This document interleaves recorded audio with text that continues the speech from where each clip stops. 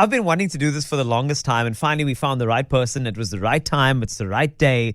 The stars have aligned, and finally we have brought somebody in who knows what they're talking about when it comes to dreams. And this is why I brought Denise in to say hi to you. Hello, Denise. Hi, Carl. So, Denise, I just want to say thank you so much for taking the time today. It's World Dream Day. Yep. Yes, obviously you know that because you are a Jungian analyst, a clinical psychologist, and somebody who knows all about dreams. Is it true that you've been tracking your dreams for over 30 years? Yes. Yeah. I started writing my dreams in my early 20s. Yeah. What? Okay, so this is interesting because now when you do that and document your dreams, you start creating these patterns of events while you're conscious versus how that translates into the subconscious. Have you found any sort of correlation between conscious, as in that day I took a swim and then in the evening I dreamt about water?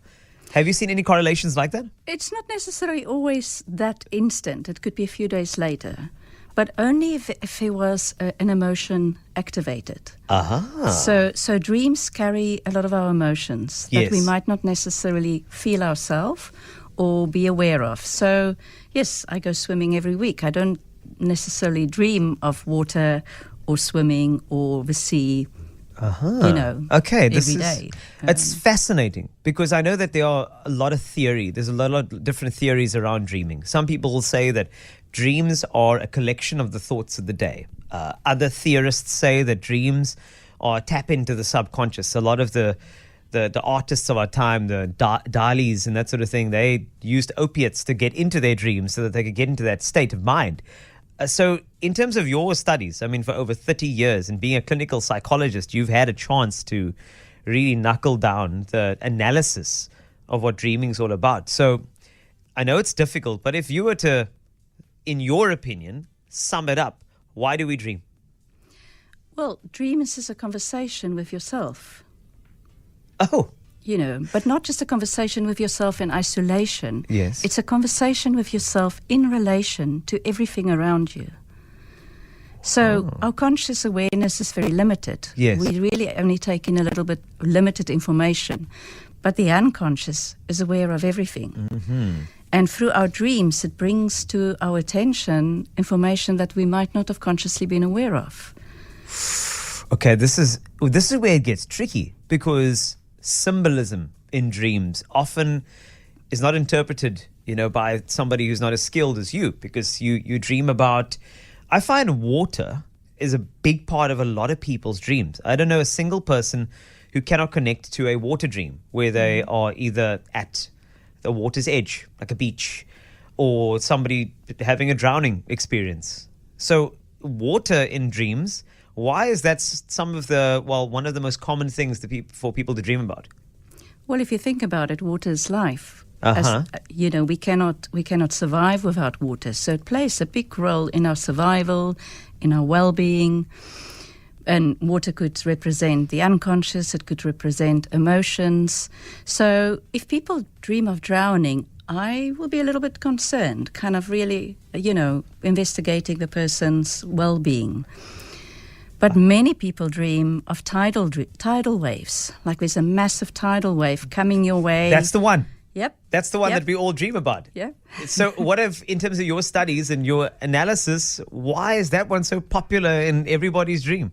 Well, if you think about it, a tidal wave is a real phenomenon. And what does a tidal wave bring? It brings destruction. It brings chaos. It's a threat to our survival. It's a threat to our balance and everything. So often when people have tidal wave dreams, it could be very much that something in their life happened that was overwhelming to them.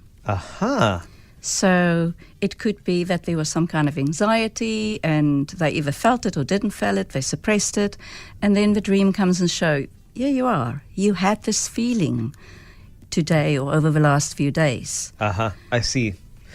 Do you think the tidal wave dream is something that, I'm going to say, movies have imprinted into us as a beacon of this is the unstoppable threat and it's coming your way?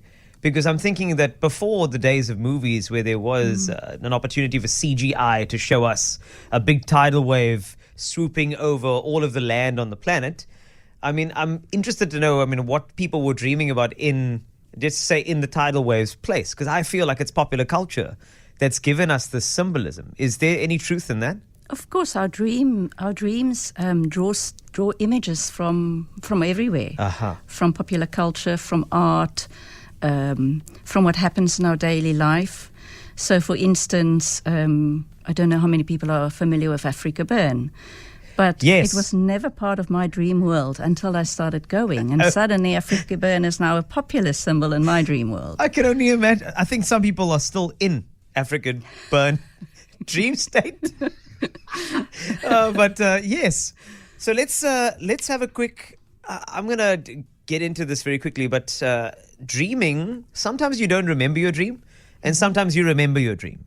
Yeah. And so, are you saying, is this us not dreaming every night, or is there another phenomenon at play where we can recall dreams and when we can't? So are we always? So here's the question: are we always dreaming, just that we're forgetting? Or are these visualizations and dreams do they only pop up in certain scenarios? Well, the research suggests that we're always dreaming. You know, there's the REM sleep where the dreaming happens. All right. And we just don't remember necessarily our dreams. You know, the moment you wake up, you start thinking about what you're going to do for the day. There's a different kind of consciousness that steps in. Yes. It's more like a left brain consciousness, the logical, kind of rational mind that has to function in the world. Okay. Whereas dreaming comes more from left brain. It's more vague. It's more, even the language of dreams is sometimes weird, and people are like, but, what is it saying? I Yes. don't understand these symbols. Wow. But we can train ourselves to remember. We can? The more I wrote down my dreams, the more I remembered my dreams. This is fascinating. So you can say, be intentional and say to your body, I'm writing this down because I want you to remember this evening. Yeah. And the more you do that, are you saying the more you start actually making proper recalls of your dreams? Yes, it becomes an alive conversation. It's almost like there's the intelligence. There's an innate intelligence. Wow. Goosebumps, honestly. I tell you what, now I know that you can't go in depth because you're a clinical psychologist. There are other things that play, confounding factors, etc. But let's just say if one of our listeners had a certain dream and they could describe it to you, do you think that you could pick up on some symbolism to unpack with them what that could mean, especially if it's a recurring dream, if that's okay? Like, can I give you my recurring dream? Sure. This is very vulnerable. Eh? So I'm going to go out on a limb here, so whatever happens, happens. I keep on dreaming of, those big events that we spoke of, like the tidal wave? Mm-hmm. Tidal wave, tornadoes, scenarios where people are under threat. I'm always covering, hiding, protecting people in my dreams. Like, come into the door because the tornado is going to get you.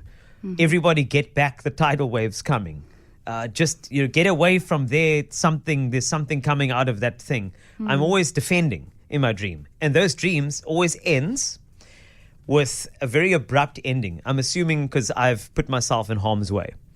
I dream like that very often. So, and these are the little features of it, is it's always a big event that affects a lot of people, but I'm always trying to take in a bunch of people around me to try and protect them and defend them and preserve them. For some reason, it's always a thing. And then, as I said, the dream will always end with me dying or falling or getting, the tidal wave hitting. I never feel that. I never ever hit the ground. I never ever feel any of those sorts of things.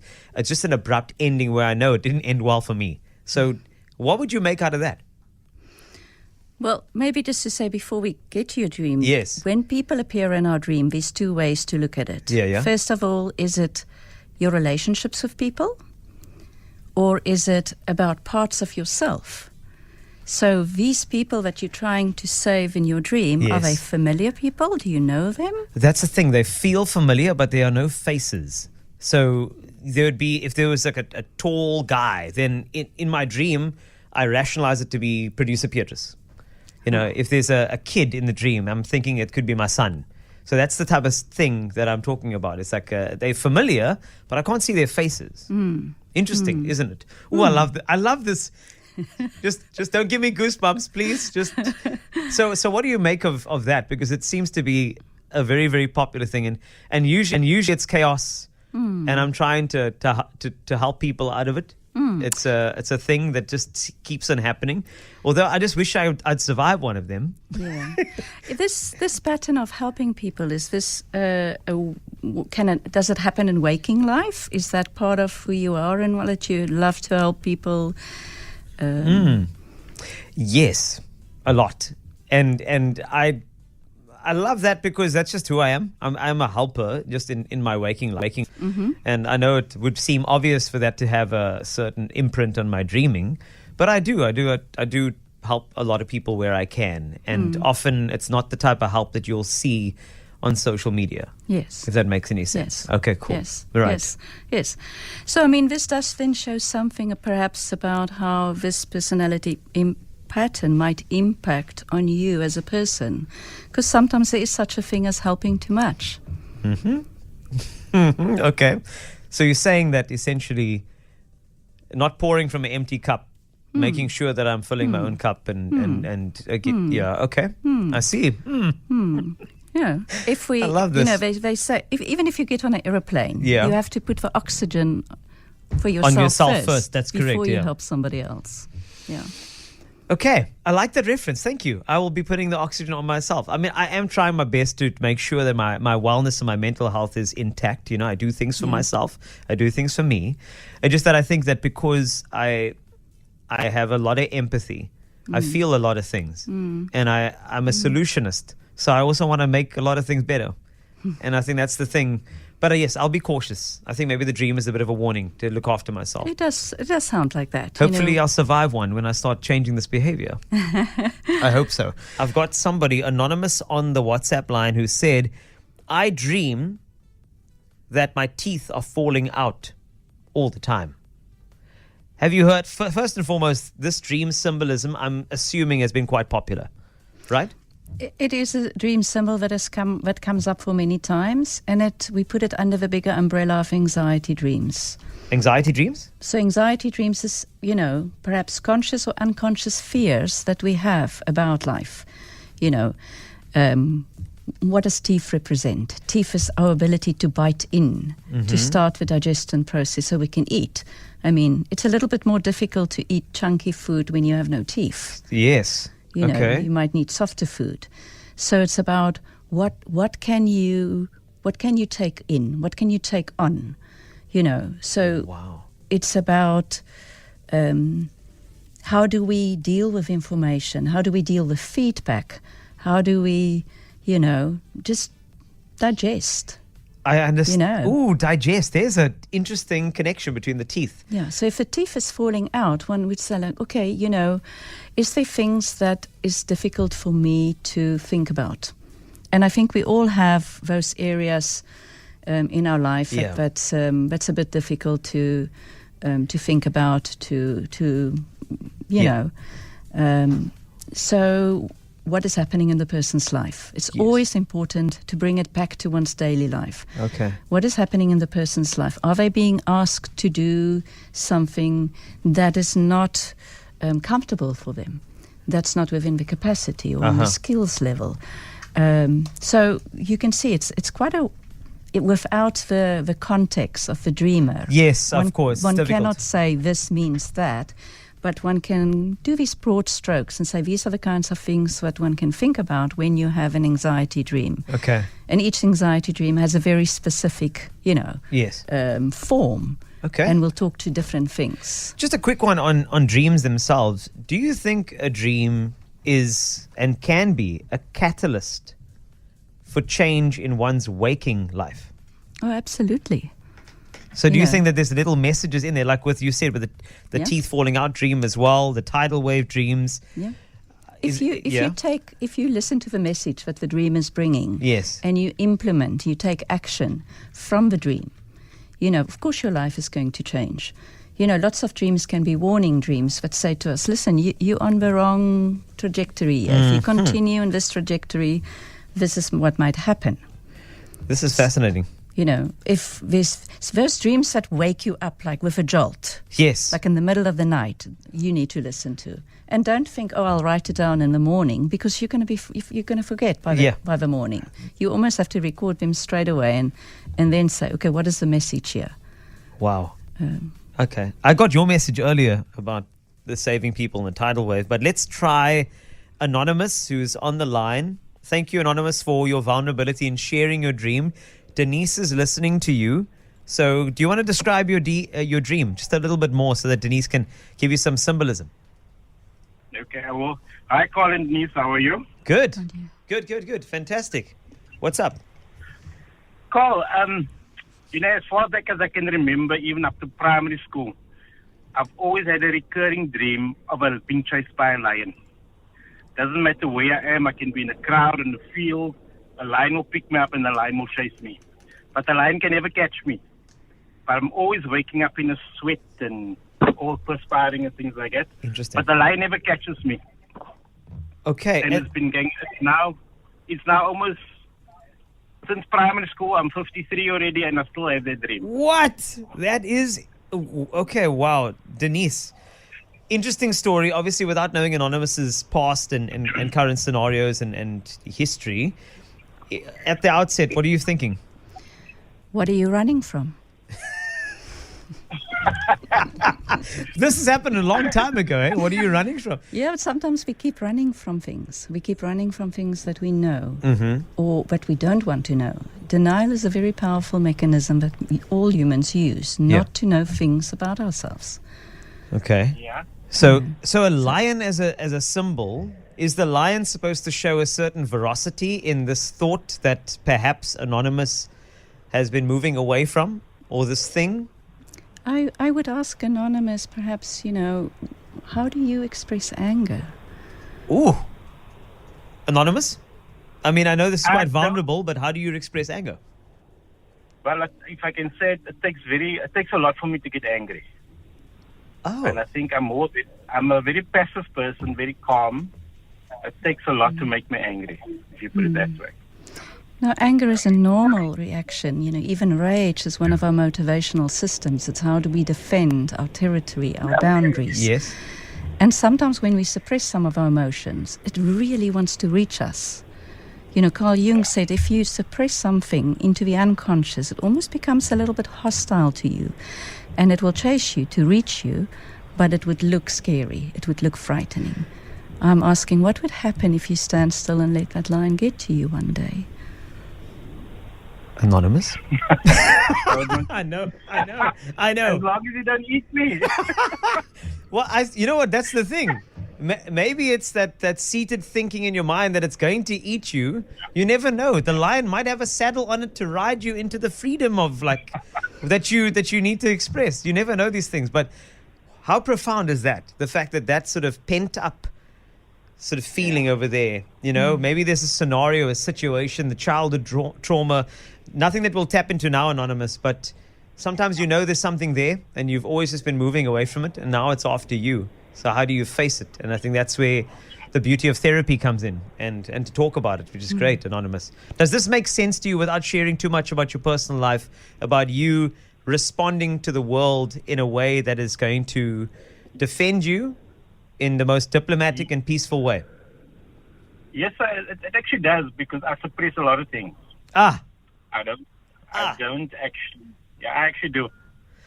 Well, I feel like we've got a little thing over here, and now it's about strategies to actually stand your ground and be assertive and not allow people to walk all over you, Anonymous, which is important. Doesn't matter how old you are, right?